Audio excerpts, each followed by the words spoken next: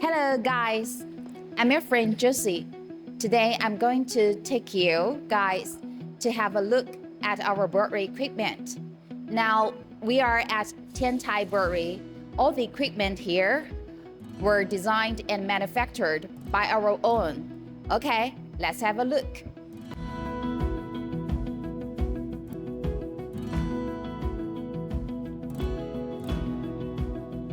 Okay, let's have a look at our brew house. This is actually a 1,000 liter brew house. It is a full vessel brew house. So this is the mash tun, and you could see on the top of the mash tun there will be a glass grist hydrator. It will mix the malts and water, and then it will drop into the mash tun for mashing. After that, the mash will be delivered to this tun. And this is the lauter tun. As we could see, the lauter tun is used to separate the wort from the mash, so we could get the clear wort from this lauter tun. Also, this is a kettle. As we could see, this kettle is designed with steam jackets, so this kettle is heated by the steam, and there will be a steam condenser. Okay. And the last one is the whirlpool tun. It is used for separate the trumps from the hot wort, so the clear wort we could get. Then the clear wort will be sent to the heat exchanger for wort cooling. Okay, now let's have a look at our fermenters. In our brewery, there are 5 sets, 1,000 liters beer fermenters.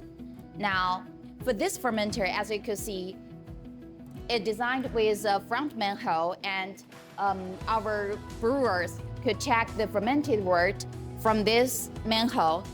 Also, on the left and on the right, there are 2 arms. This is the CO2 blow-off arm, and this is the CIP arm.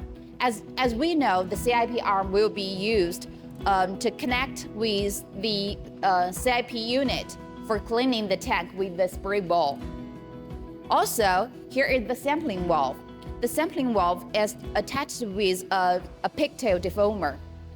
And inside here, there will be a carbonation stone. So we could carbonate CO2 into the fermenting beer, okay?